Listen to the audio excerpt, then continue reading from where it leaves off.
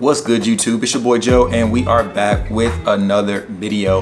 Now, if you're watching this video, then yes, now you know I have switched from console to PC.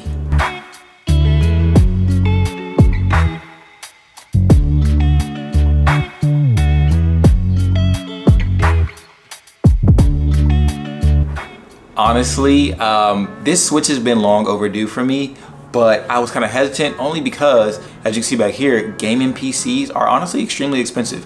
It's honestly way out of the budget than most consoles. I was gaming on an Xbox Series S, and that was only 300 bucks. And I also have a PlayStation 5, which was about 500 bucks. And I didn't purchase the PlayStation 5 myself. Anyway, in this video, I kind of want to go over the pros and cons of switching to PC from console. So before I get into that, make sure you guys follow me on Twitch at The King Joseph with 2 G's in the middle. I'll put that on the screen. All right, so get into the video. My number one thing as a first-person shooter gamer is FOV. With FOV, I feel like, and now that I'm on PC, I now know that there is definitely an advantage when you have a higher FOV. So with the FOV, I was tired of getting destroyed when there was somebody right next to me and I didn't see him, because console FOV is like this. It's like you have your blinders on. Switching to PC, it's like taking those off and you can see everything. With the 80 FOV here, you can barely see anything. But I play on 120 FOV now on Warzone, and I can literally see everything. It almost changes the way you play the game. It feels faster, it feels smoother. Also, I don't have to be paranoid when I'm running through Caldera or running through Rebirth, thinking that somebody's gonna pop out on me and I don't see him. My second pro is graphics.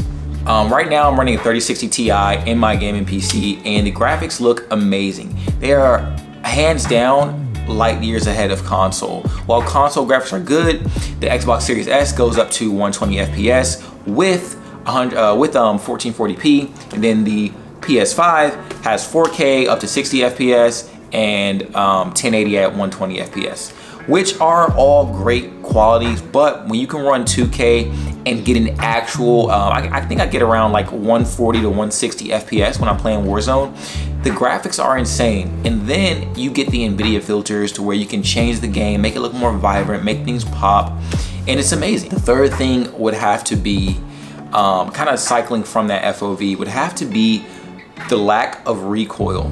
Now, before I say this, there is some recoil on the game, but it is extremely manageable when you have a 120 FOV. On the 80 FOV, there's a ton of recoil. You can see it visibly. So with that, you tend to overcompensate. But now looking at the 120 FOV, same gun, you can see that there is some recoil, but you can't really notice it. So it almost seems as if there is no recoil. So in turn, you don't overcompensate, meaning you're a bit more accurate when it comes to shooting. Another pro of playing on PC, while I know you can play on mouse and keyboard on Xbox and PlayStation, the pro is keybinds.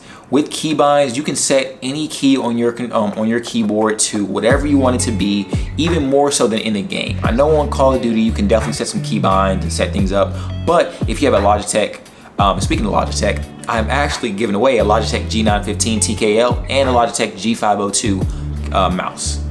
But with those two monstrous machines, you can set tons of keybinds to where certain buttons and certain scroll wheels, they will take the form of a different letter on your keyboard, which I think is amazing because that translates to faster gameplay, smoother gameplay, just an overall better experience for you as the game player. The next con I'll have to say is the load times. And honestly, this is my last con because I think honestly everything else is great. The last con I'll have to say would be the load times. When you switch from a game, one, exiting a game, it takes a very long time. 2, switching to a game and loading a game up takes a very long time as well. The Xbox, when it comes to load times, is unmatched with the quick resume function. So if you're on a PC and you're switching, just be prepared to wait for games to load up. Now, when the game is up, it's up. But as soon as you want to switch, just be prepared to wait. But other than that, I do not have any more complaints. The list of pros far outweighs the cons, and I will say I am super happy with my switch to PC. But with that being said, if you want me to do a setup video for my dual PC setup for streaming, or if you want me to just go through my setup, my gaming setup, please let me know and I will definitely show you guys that. But until next time, it's your boy Joe. If you like this video, make sure you leave a like, a comment, and subscribe. Peace.